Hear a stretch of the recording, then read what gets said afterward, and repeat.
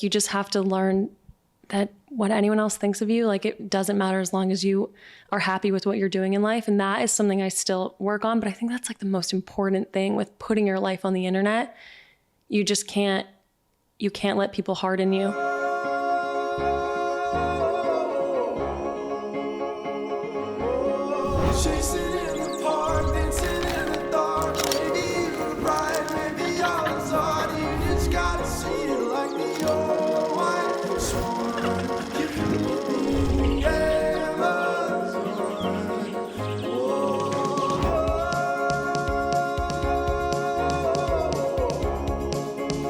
What's up, everybody? It's Jack here with the Pure World Podcast, and today our guest is Blake.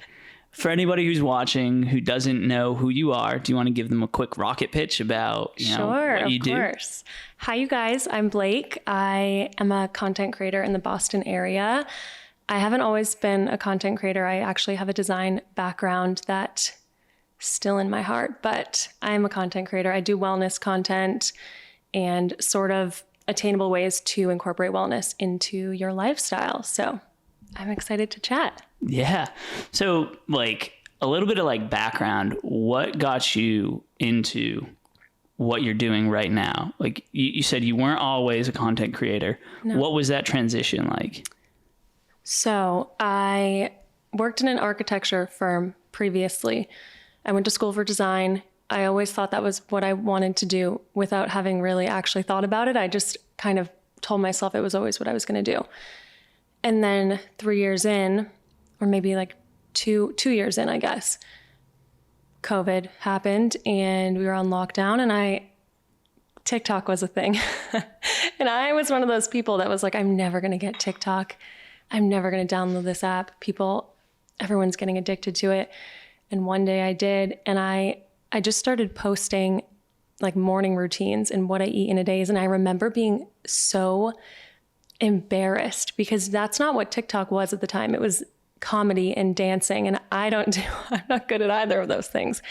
So I started posting what I like, and there were people that liked it. So I just kept doing it. I did them both for a year and a half. I had my full-time architecture job, and then I would work really early hours and really late hours on content.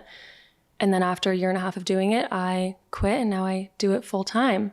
And I love it. When I graduated college, I think I knew that I wasn't going to work in an office forever. I told all my friends that. I was like, I have a 5-year maximum amount of time that I'm going to work in an office. And I lasted 3 and then I left. But yeah, that was sort of the transition. It just kind of happened, I guess. Wow. And yeah, that's one thing that I've noticed about your content is it's like almost therapeutic to watch. And I think that's why people watch it for as many minutes as they do. There's a lot of like cleaning involved. And I think it's inspiring for people like, I should clean my kitchen too. That's how I feel when I see those videos. I'm like, oh, okay, that person's cleaning. It's time for me to film my cleaning video because it's motivating. Yeah, and everybody kind of should be maybe cleaning a little bit more, or maybe maybe less. I don't know how much you clean. Yeah, I could probably clean less. I'm like crazy about it. What like got you into living in such like a clean and like put together lifestyle? Like it wasn't TikTok. It was before. So it was just already embedded in your life and in your personality. I went through a really bad breakup, and we've all been there, the horrible people you try to get over. And I remember thinking, I have totally lost myself in this person that I've thrown myself into for years, and I have no idea who I am. I don't put myself first. I have no idea what I even like or like what my life is about. And I like sat down one day and I just like spent the whole day thinking about that and how I wanted to start putting myself first and focusing on myself. And I like was just researching like self-help and journal prompts and how I can become a morning person so I can like be successful. Because everyone says morning people, like the people that are successful, wake up really early and all these things. And I like changed every aspect of my life. And I started just incorporating this sense of like, I am the only person that is going to get me where I need to be, like that sort of mindset. And I don't know, I just changed my whole life around that and then started doing content around it. And now it's my job. So it's crazy to think that, it's a silver lining that comes out of bad situations. But yeah, I felt like I was at like rock bottom mentally and had to figure out who I was. Yeah. I mean, I think I'm not going to say everybody's been there, but I think that does happen to a lot of people where they go through this like period where they really have to dive deep into themselves. For me, I started running. Like I would just I just remember like going through a period like that in my life, and I just like ran like out of nowhere 6 miles and just it's a good escape. And I was like, oh, I forgot I'm like pretty good at this. I can and it's therapeutic. And so everybody can find those kind of like ways to like really get down into their core. What about videography? Because that definitely plays a role, I think, in your content. Yeah. Because not everybody, like I was thinking to myself, like as I was making breakfast this morning, what if I tried to film it the way that Blake films her breakfast? I filmed my breakfast this morning. And I would be like spilling like the yogurt on the side of the bowl. I and be do like, sometimes. Gotta start all over. And then I'm wasting food. And like, that was my thought process this morning, was like, I don't know. And I am a videographer, but I don't know if I have the artistic videography skill. And so you do. And so how did you get that? Did you have it? Did you learn it, or was your first TikTok video aesthetically pleasing? I took an iMovie class in middle school and I loved it. And then I took like Photoshop classes and all these things with photo editing and video editing. And I can't sit here and be like, I'm a videographer, because, I'm not. Like, there are amazing videographers out there. But for TikTok, I feel like I can do what I need to do. And I took this class in middle school and I loved it. And then when I went to high school, I took like a little intro to architecture class. And I think I sort of just forgot about the fact that I liked the video editing. And that's I went the architecture route. But I feel like I've always liked it. I filmed something the other day and I didn't need to post it until days later, but it was like 11 o'clock at night and I couldn't sleep, and I got up to edit it because I was like, I want to do something that I like right now. And it just like reminded me about how good it feels to do something for a living that you really like to do. I was like, oh my gosh, I would have never wanted to get out of bed at 11 and work on an architecture project. But I like wanting to get up and edit is so fun when it's your job and you love doing it. I'm really grateful for that. Yeah. Yeah. While you were speaking, I had this idea, like when you said that you learned about iMovie, but then you kind of went the architecture route. I was interested because I think videography has an aspect of spatial awareness. For sure. And so does architecture. Yeah. And so do you ever feel like your skills with architecture and spaces play a part in your videography? I don't know if it plays a part in, maybe actually. Because I was thinking just like the way that you angle the camera. Okay, maybe. And what's seen in the perspective may have something to do with like your eye for architecture and design. So I've always thought about that with photos. People hate taking photos of me. My boyfriend would rather do anything else because I am like, no, like 1 inch up. And he's like, why? I'm like, I can't explain it, but spatially, like the framing isn't exactly where I want it. And I've never should have let you frame this one. I've never thought about how maybe that like connects to architecture, but I think like the way I kind of try to like decorate things to be in the background of videos might speak to that background, but I don't know. I've never thought about the framing. Yeah, that was a wild thought that I had. And it only came up because you mentioned architecture I'll take it and run with it. Right. You mentioned it right after videography. And so like the juxtaposition of those two ideas, I'm going to use another big word. You synthesize them together and find like the relationship between them. It's interesting. Yeah. Wow. Okay. So you learned a little bit about videography, but then you went towards the design route. And when did you start leaning into the design route? So I have a family friend, one of my mom's good friends. She owned her own design firm out of the top floor of her house for as long as I can remember since I was younger. Every time I'd go to their house, when I got a little older, I would like puppy sit for them. I would watch her kids, and I always would hear her or see her talking about or doing things related to design. I would see floor plans. I would see her big drafting tables in her office. And I don't know. I think that I was the kid that would rearrange my bedroom every week. Like my mom was like, "Can we take a break from this? Why are you doing this every week? What's wrong?" I think I just like connected those two, and I was like, okay, I really like what she's doing, and I kind of like rearranging things, and that's not what design is. Like decorating it's not really design, but I think I thought that's what it was when I was like, oh, I want to decorate rooms. Little did I know, but I don't know. I never really thought about it more than that. It just was the only thing that seemed to be my path. And I remember in like junior year, senior year, all of my friends talking about what they wanted to go to school for. And they had so many ideas and plans for the future. And they had so many schools they wanted to go to. And I was just like winging it. And I applied to a few schools that I knew nothing about, hadn't even toured them. And I just like went to one, and I never thought anything about it. And I always thought that was such a flaw of mine. I was like, everyone's planning their futures, and I'm just kind of whatever happens, I guess. And when you did decide, and when you were applying to design programs? Yeah, I was applying to interior design and interior architecture programs. So I applied to 5 different schools. And You want to name drop? I want to say Endicott, Okay. Suffolk, Yeah. Wentworth. I can't remember the other 2. I remember there were 5 though. Boston. Yeah.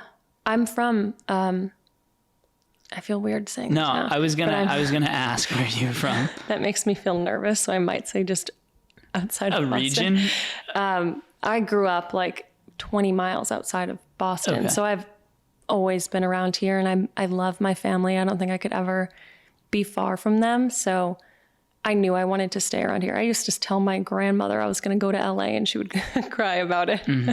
But realistically, I stayed in Boston. It feels like home. But Yeah, most of the schools that I applied to were in Boston. Boston's got great schools. it does. You And really don't have to go much farther. it's than fun going to Boston. college here. Yeah. And you're not like on just like a college campus. It's fun being in a city and Right. having that aspect to it. My college experience though was in the outside of Boston, and we were in Wellesley, Massachusetts. Okay, where'd you go? Babson College. Okay. Which is like across the street from a country club in one of the wealthiest towns in America. Yeah. And it wasn't the city experience, but we were still like You could get close here. enough to Boston that we could get there when we wanted to go out or something like that. But definitely still felt like the Massachusetts Yeah. culture. Like it's just so Love it. strong here. Cool. So you as a junior or a senior in high school, you felt that pressure about everybody else kind of has an idea of where they want to go, and you Yeah. had somewhat of a feeling, and so you just decided like, okay, I guess I'll go with the feeling that I'm going with. Do you have any advice for juniors in high school who are maybe going through that same feeling? Think about it. Like actually think about it and like research different fields, or if you know adults in your life that are doing different jobs, like ask them genuinely how the process was getting there. And even if they love it now, how they felt when they were 20 years old starting it. Like ask people and ask your peers what and why they want to go to school for something, because I didn't. And I remember being like, oh, like I already know what I want to do. But then when everyone had so many details about it, I was like, wait, I don't know why I want to do this. And all of these people know why they want to do something. And it gave me so much anxiety because I was like, it's too late to change it now. But why don't I feel that same like drive to figure it out that other people do? I kind of was just like, I don't know. And this feels like it. When you were talking a little bit about how you used to like rearrange your room, all the time. I was thinking about like something that I think is associated with like the idea of like rearranging your room or always like redecorating. To me, there's this concept. It's a Japanese concept, and it's called Kaizen. Okay. And what it means is continuous improvement. Okay. And so it's like this idea of like, I could always make this just a little bit better. If I moved the bed over to this wall, I might get more sunlight, you know, like there's always those like thoughts in your head. Like I could make it a little bit better if I did this and change around like that. And I think that with architecture, sure, once you like make your draft of the building or whatever you're putting together, you can't really change it after, but you could make the next project that you do a little bit better than the one before you. That I was gonna start talking about that because that's the whole thing with architecture. Like there's never an ending point ever. Like you can, sure, if you like the floor plan's done and you've figured out where the structure is going and the HVAC and the electrical, like all that stuff, but the details are endless, and like the built-ins and the ceiling design and the finishes, and there's so much more to it. I remember when I was in school, all the other majors thought that interior design was picking pillows, and it infuriated me. And I was like, I'm gonna design buildings. I was like, interior design is the inside, like all the floor plans, like these kind of walls in here and all that stuff. But there's so much you can do. Like there's always more to do. And they always taught us that. They were like, we have to get this done by this time for this client, but you could always keep going. So you just have to make a decision. And I think maybe that's why I have that like instilled in me, or maybe that's why I liked it. But the ability to continuously like change and improve things, I think is so enticing to me.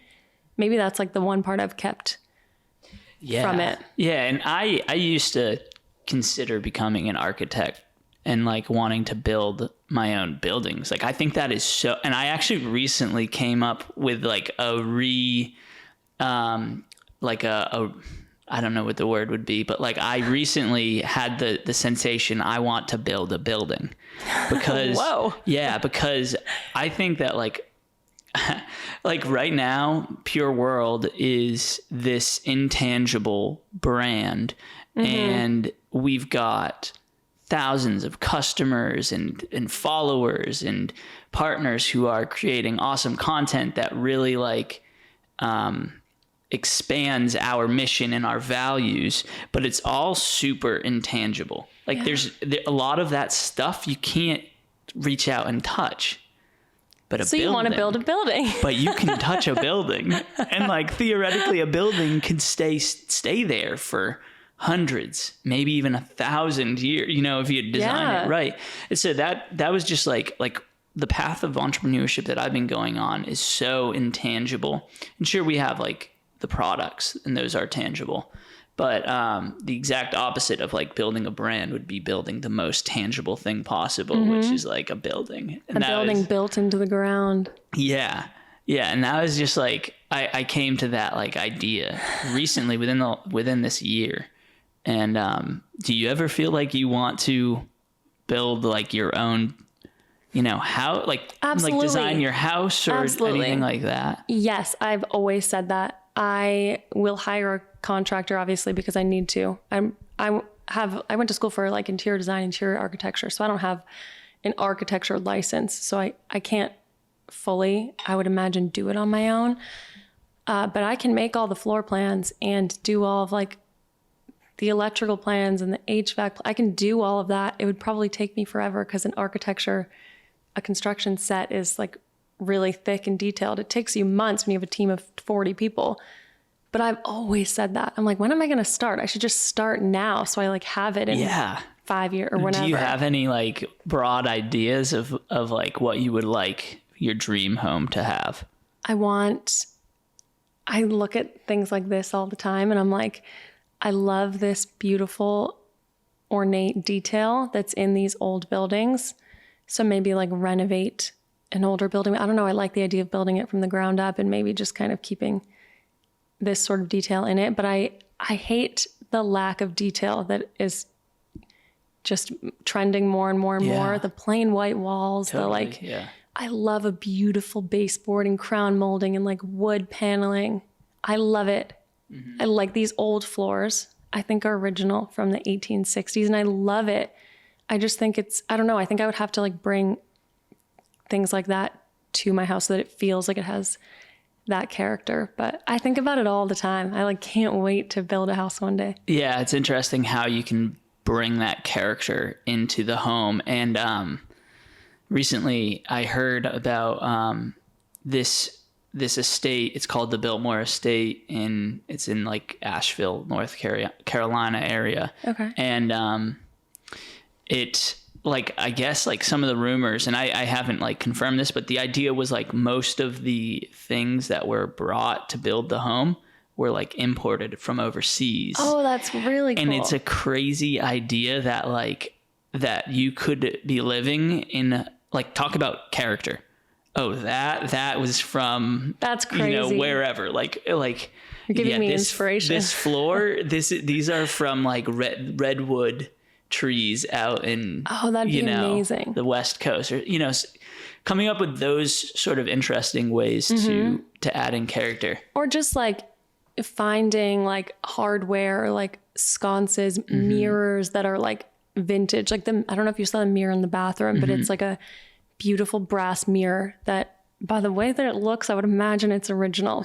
But it's like stuff like that. Like you can move that place to place. So I don't know. I love adding a touch like that to a space that you're living in. One trend that I have like been kind of interested in, and it's totally the opposite direction, but I love those garage doors that like, they're like almost like glass. They're like windows.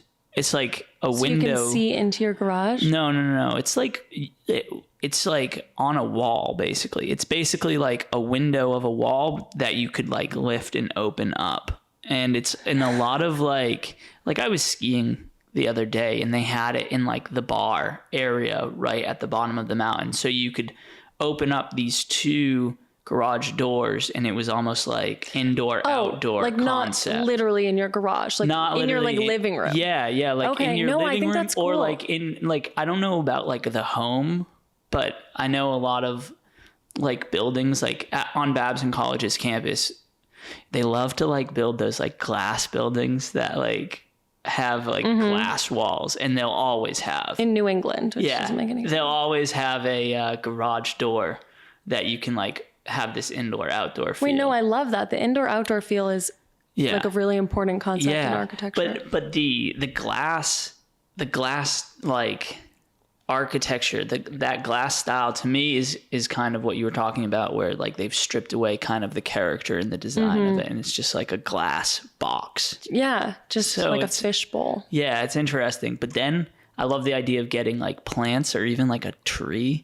Too. Inside. Could you imagine? That would be crazy. You have to make sure you cut it so it doesn't grow out of the house. But I know. I had a fiddle leaf that I envisioned having for like 10 years, and it died when I moved here.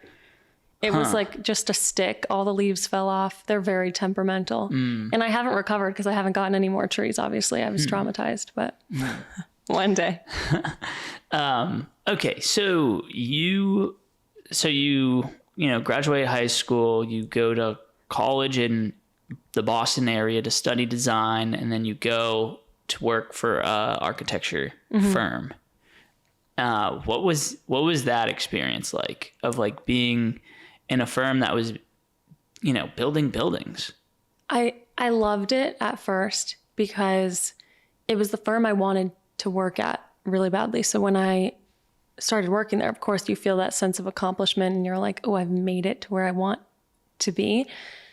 And I was really excited at first. And I loved it. I loved you meet with so many different people. Like, I think our firm was maybe around 300 people, and all your team, you're on like 5 different projects at once, and all the teams are different. So I loved the aspect of teamwork, like multiple teams, but also you have consultants, and you have these construction teams you work with. There's furniture vendors, lighting vendors. Like, there's so many people you talk to on a day-to-day. And I loved that. But I don't know. I soon just realized that I was not like feeling alive every day when I would go there. I think I loved the part of it that was creative, and the part of it that I felt like I was working with a client to give them something they really wanted was really fun, and seeing it come to life was fun. But part of me also occasionally felt like I was just like another piece of the puzzle that didn't, you're one of hundreds of people who are just like drawing lines on a floor plan one day. And so that would get to me occasionally. Everyone feels that when they go into their job. There's parts of it that are magical, and there's parts of it that are like, oh my God, this is what I went to college for. I don't know. I think everyone feels that no matter what field you're in. But yeah, I was like, it was a mix of I love this, and like, what am I doing? How long would it take for a project to reach completion? Years. Wow. They take a really long time. A lot of the ones I was on had started before I worked there, or I started them when I was there and they finished after I left. Shorter ones don't take as long, but the timelines are pretty long. From the second that you start working with the client, you go through all the program that they need. You interview different people we typically did offices. So you interview people in different parts of the office to understand how they feel about their current office. And from that, you understand like, okay, we need to make these kind of changes. You go through conceptual rounds with them. And then there's so many different things after that. There's like preliminary design, and then you're going through like budget stuff, and there's a lot of logistics, and you're not really through the actual like final floor plan and design process for like months and months and months after that. And then even when it's being constructed, that takes years. So you're still working on it. You're still designing when that's happening. So it's a long process. So it's rewarding when it's done. Yeah, totally.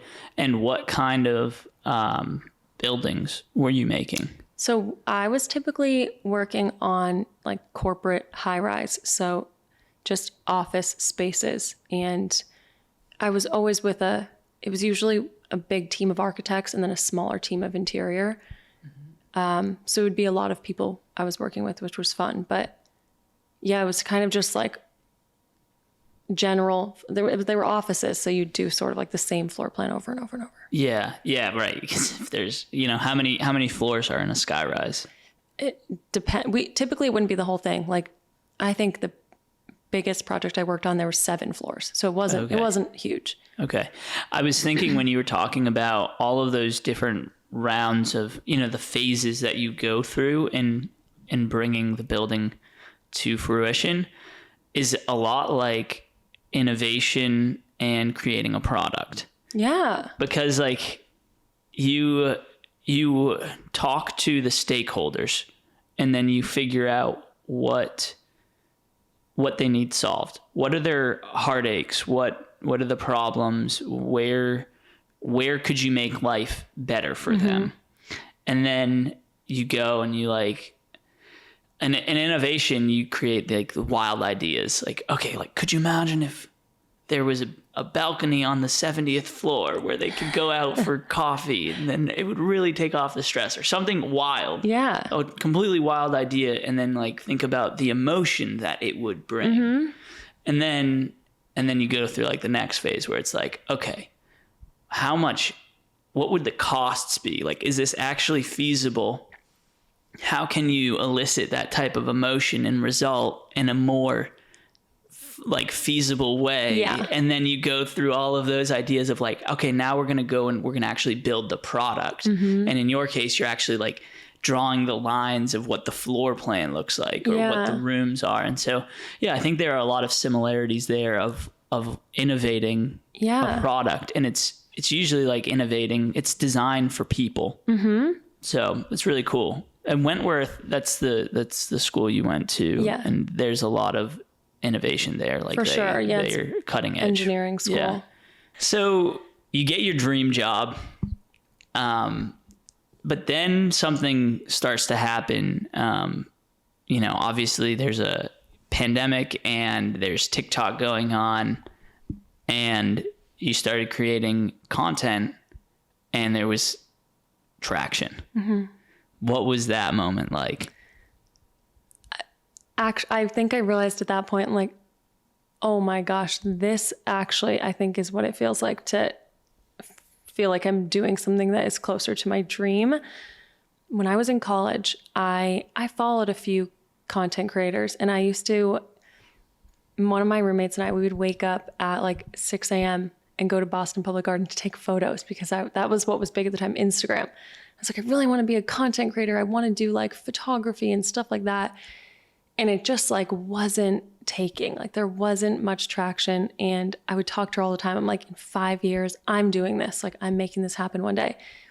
So when I started doing TikToks years later and it actually started getting traction, I had brands reach out wanting to work together. It was like oh my, what? Like, I actually can't believe this is happening. And I like knew at that point, I was like, I'm going to work as hard as I need to be able to do this full time and leave what I'm currently doing, because this is that feeling I've been looking for. Wow. That's awesome.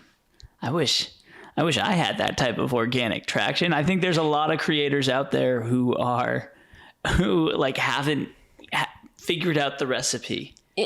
I think I was just early enough on TikTok. Yeah. We've spoken to a number of people on the Pure World podcast who have also like had a similar experience, said, I'm not going to create TikTok videos and then like create TikTok videos. And, you know, within their first couple times posting videos on TikTok, it like went viral. Wow. In the same time frame, early. Like in the same time frame that you're talking, like it was like the COVID period where so many content creators were born. We were born.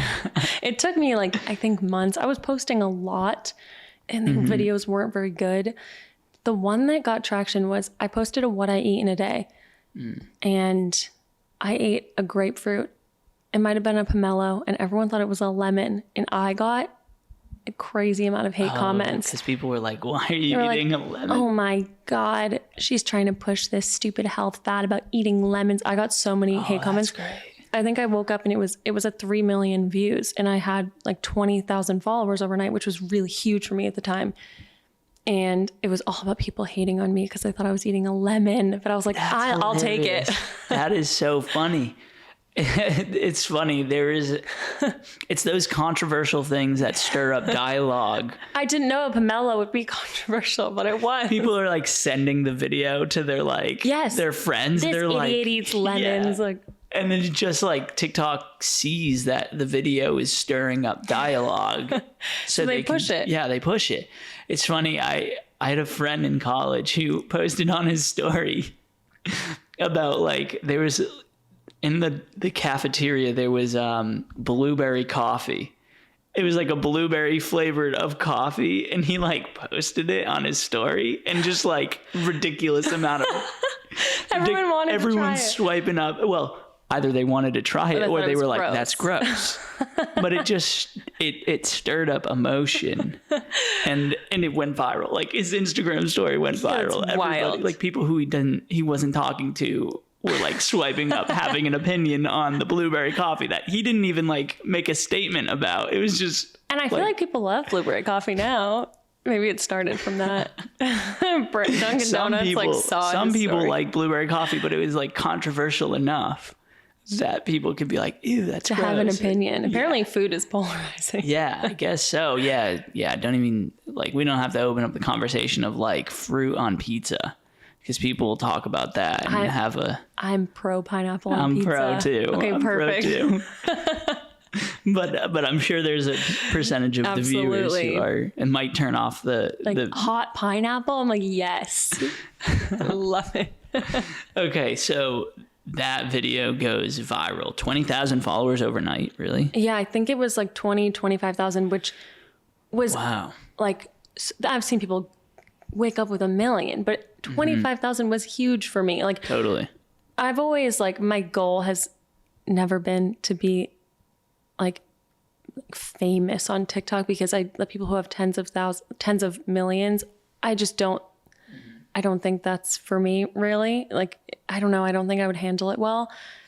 It would be overwhelming to me. And yeah, I agree. I think I've had like a smaller goal. So the 25,000 kind of fit more in my range of goals. So it felt just like the first step. And I had colleagues be like, my daughter loves your TikTok. And I would be mortified by it. But I was like, well, at least people are seeing it. Yeah. That's interesting. And were those people, 'cause I'm interested in this concept from like a social media advertising perspective. Were those people who are following you on TikTok also crossing over onto Instagram? No. Instagram, I remember, I think it was I had like 100-something thousand on TikTok, and I think I was still at like 3,000 on Instagram, which I'd been at for years. And I really thought the conversion rate would be higher, but it was when Reels became a thing. Mm-hmm. Reels are really what, like, anytime people ask me, like, how do you like gain followers on Instagram?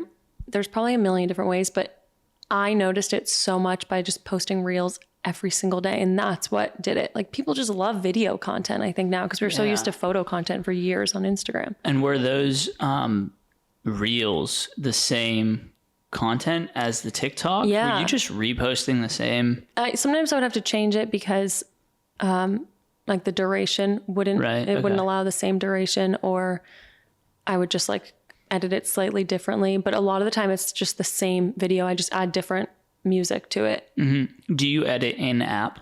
I edit on my computer on iMovie. I cannot edit in the app. I do really quick cuts, like 0.03 second, I don't even know. Yeah. 0.3 seconds. They're like really quick. So I don't think I could do it on. Yeah, no, exactly. I would get so stressed. I'm not good at editing on any of those apps. Me neither. What about the text though? Do you put text on your videos? Sometimes. Someone once... We just like grab people in the beginning. Yeah, I heard that if you put text in your videos, you should put the text in from the app, like in I've heard that too. Because there's SEO. Like there's a search engine. Like TikTok is becoming a search engine. Oh, yes. So it is. I like Google things. Yeah, seriously. So when people are searching how to XYZ, if there's a video where the text has how to XYZ in it, then that video will come up. That's a really good point. It's been optimized for the search. That's a good point. Mm-hmm. I'm going to keep doing it. Yeah. And I don't know much about it, but that's just a new tip that I've recently learned. Okay. Yeah. Huh. Okay. So like you get those first 20,000+ followers on TikTok, still down at 3,000 on maybe like Instagram. 1,000 at the time. Okay. And how long did it take you to grow from there? What did it look like? It was just kind of pretty like slow and consistent. Sometimes just posting the same content that you had always kind of started posting. I kind of started doing like little series to see what people liked. Mm-hmm. So the routine videos, morning routine and night routine, the what I eat in a day videos, the cooking ones, the cleaning videos, like certain things like that where I could post weekly and see what people liked. And I still kind of do those similar things because I think that's the following that I have. Like that's what they follow me for. They want those like little motivating videos that seem like, oh, I can do those same things in my life too. And everyone can do, like, it's just like simple ways to kind of feel like you are working on your wellness or like working on making your space feel better for yourself, like little things to better yourself. And they can be easy. How do you like if you're doing the same videos every week, like a cleaning video, how do you differentiate the video like week to week to still make them a little bit different, still interesting, but like you're kind of doing the same things? So I think about that all the time. I'm always thinking about like different angles I can film from and different ways I can like cut the clips, different paces for the videos.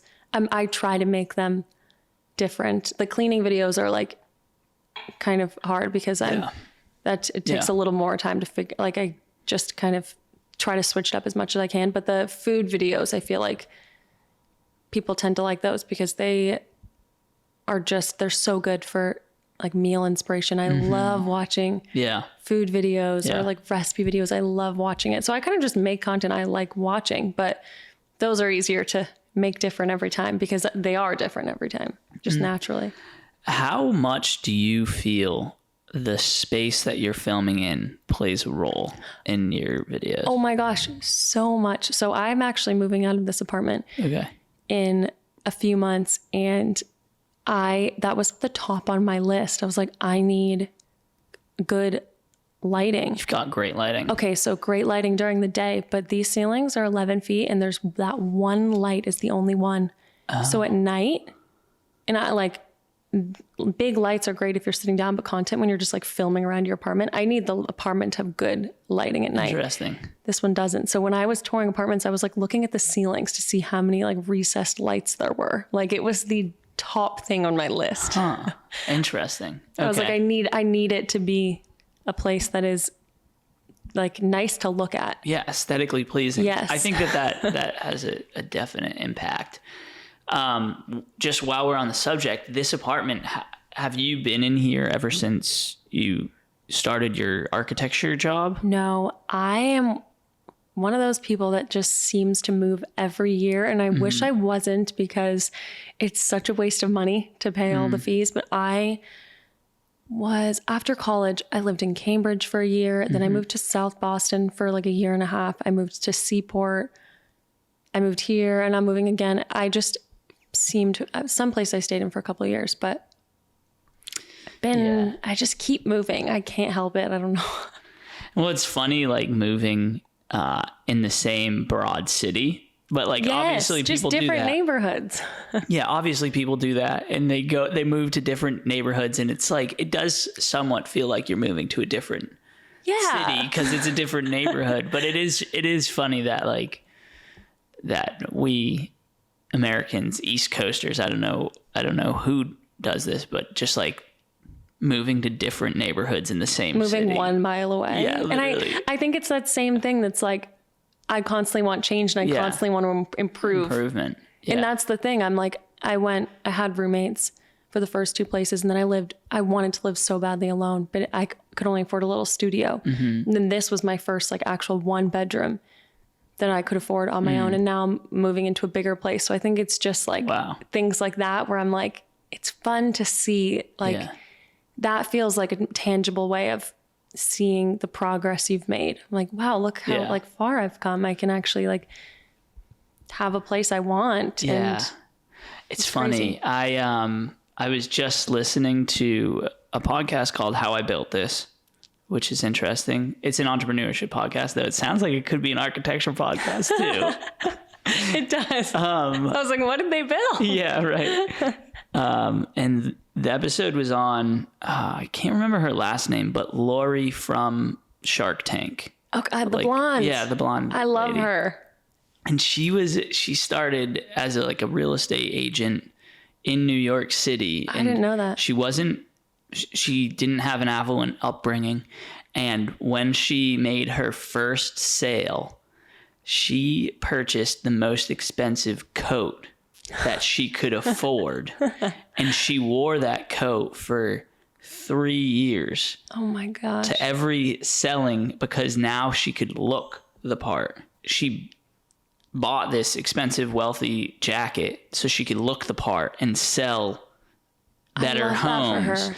And I think it's similar to as a salesman who buys a nicer car so that they can look the part. Yeah. Like they're selling an expensive product and they can afford a nice looking car. As a content creator, having a nice space definitely helps you, helps increase your the value of your product that you're putting out, which is your content. Yeah. And so it is like a touchy subject because I think a lot of young content creators, they're seeing videos on YouTube where it's like, you can be a content creator with just your iPhone. Yeah. With just even not an iPhone. Like you can start creating content for $0, but I think there could be a little bit of barrier to entry of like, well, what if like you are in a 2-bedroom apartment in New York City with your 5 siblings and it's like always a mess and it's like you don't have absolutely. the backdrop. Absolutely. Yeah. I think like my first apartment I was in, I probably never filmed in it for like, I just didn't feel like anyone would really want to see it. And I feel like having a space that you want to film in is like, it's a blessing. Like it's something to be grateful for, because it's not something that you can just have, like everyone can just have. It's something. Yeah. I don't know. If I were talking to a content creator, I would say invest in your space.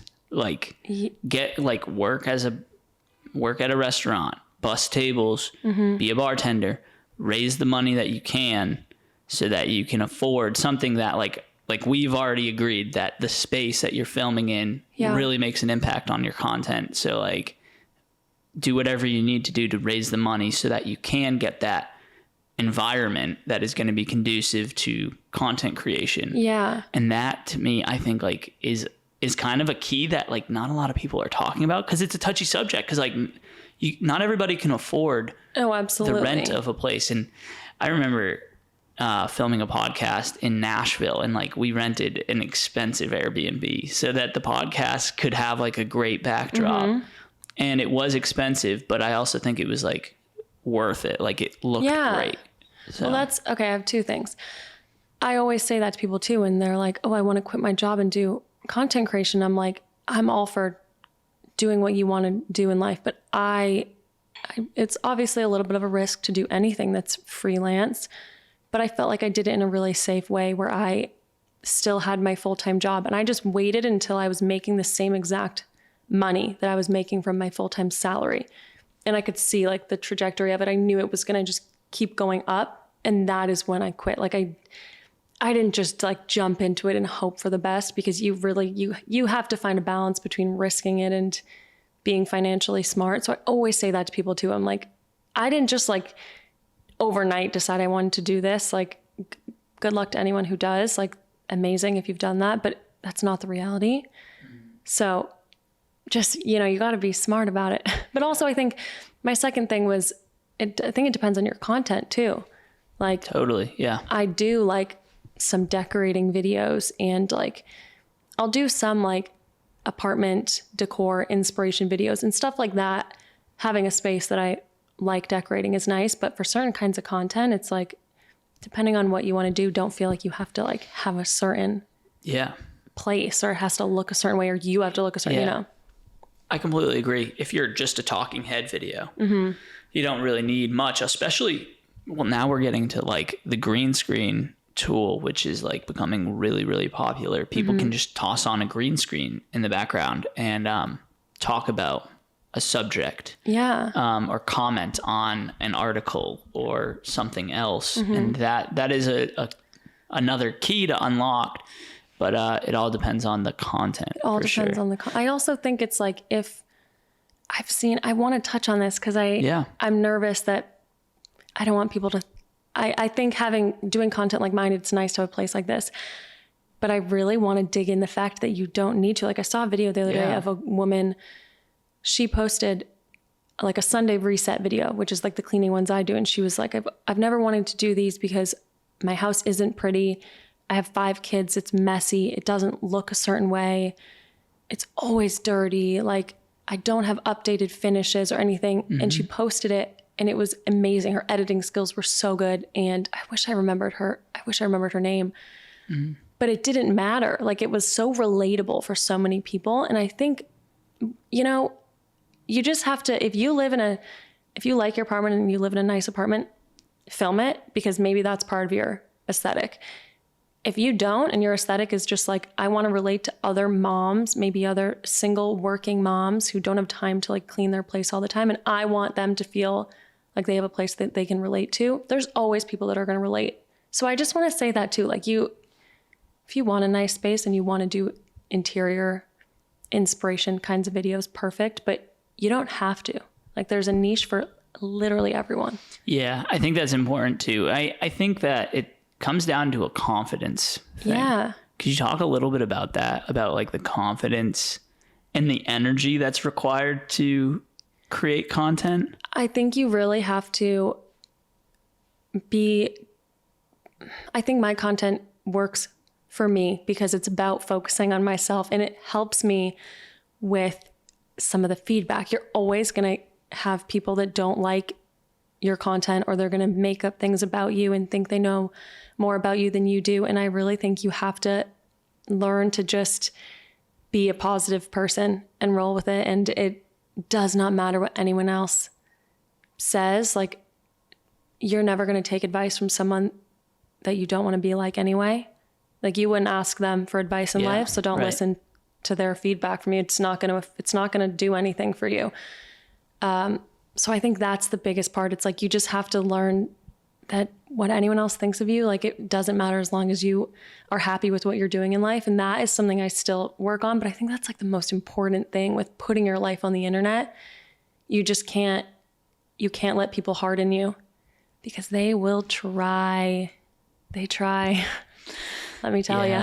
Yeah, I think you have to just do what you feel in your heart and do it for yourself almost as much as you're doing it for the followers. Because if you're just doing it, people know if you're just doing it for them and it's not authentic and it doesn't feel genuine. Right. It has to feel like it's something that you really feel true about. And then that's when it really feels inspirational and you feel like a friend to people. But if it's just like, oh, I'm just creating content because these people are going to give me views and I'm going to get money from it, like that's not going to make you feel good, or anyone else watching feel good. So how much more time does it take to do something and film it than just to do it? Like, if you were like cleaning up and like, like setting up probably double the time. Yeah. I post meal prep videos sometimes, and I will start filming, and by the end I'm like, oh my God, how has it been 4 hours? I'm like, and then people ask how long it takes. And I'm like, I think it would really only take like this amount of time if you're not filming it. But I wouldn't know. Let's talk a little bit about the content that you've posted that really resonates with, your values and also the followers. What are some examples of content that you've really like felt proud of? I think content that like really makes me feel like I am showing something that's important to me, and something that could also be really important to other people. Like, people like to watch cleaning videos, people like to watch meal prep videos, but the videos that are about that car outside. Is that a motorcycle? The videos that are about like bettering yourself and putting yourself first, and like stop not being a people pleaser anymore, and like no more lowering your standards, things like that, where it's like, this is the year that I am going to actually focus on myself, because if I don't, no one's going to. I think videos like that, because that's what really like helped me in life feel like I actually knew where I was going and knew what I was doing. And I feel like it's always helpful to have someone feel like they're like pushing you, like a big sister. Nice. Yeah, that's awesome. Do you have any tips for becoming a morning person? Is that a video that you've put out? Tell me about it. I think so. Yeah. I feel like whenever you see like morning routine videos, it's like, how to become a morning person. Wake up at 5 a.m., run 5 miles, then eat your green smoothie with nothing but kale, and then you're going to start work at 7 a.m. And it's like, what? I don't want to do that. I'm going to hate everything in life. I don't want to do that. I always tell people, start with like one thing. Write a list of like non-negotiables for your morning. If you were to be a morning person, like think about your perfect version of yourself and what they're doing. Maybe they meditate in the morning. Maybe they journal in the morning, little things like that. And just start doing one. Just like do one thing. Maybe it takes you 5-10 minutes. Just do one thing every morning. Maybe it takes you months to add on another thing, but it doesn't need to be overnight. Like, I was not a morning person in high school, but it was like I started waking up and loving this time to myself in the morning to journal and maybe do some yoga or to go on a walk when no one else is outside. Like, I love that. Also, you don't have to be a morning person if you don't want to. Like, only if you want to. But I think just taking it step by step. Also, maybe just like set your alarm 2 minutes earlier and keep setting it 2 minutes earlier. Nice. Like just little things. I think it's really scary when people are like, you have to do these 10 things. It's like, well, I'm never going to do that. Yeah, and I think it's similar to people who are trying to get healthy and like lose weight. It's like if you set this goal of going to the gym 30 times in your first month, you are setting yourself up for failure. You are, because it's not attainable. And so if you can set yourself, and this was what a health expert was advising, is for somebody who's trying to live a healthier lifestyle, start with one meal. Because that's something that you can win on. Yeah. And then once you get more wins, then you can bump it up to, okay, 2 meals. And I'm going to walk. And then I'll start running. And, but taking those baby steps so that you have the successes, because those successes are what's going to boost you forward. I always tell people to focus on like adding things than subtracting things, because I think it's really sad when someone's like, oh, if you want to lose weight, you're going to have to stop eating those like cookies you love. And you're like, but I love them and they bring me joy and life is too short. I think it's about adding things. Like if you're making like a pasta dish, maybe just add something into it that might be a little bit healthy. Like you don't need to take away all these things from your life that are supposedly unhealthy. Just add these little healthy habits to your life. Like I think the addition of those things is way more enjoyable and fulfilling than feeling like you need to strip back these things you enjoy, because that's not sustainable at all. Yeah. You're making some really good points here. I wish we had more time to chat, but my meter is going to be up soon and you have a meeting to go to. Blake, thank you so much for this conversation. Everybody who's watching or listening, if you want to support the Pure World podcast, you can shop your sustainably sourced adventure gear at pureworldshop.com. Actually, on that note,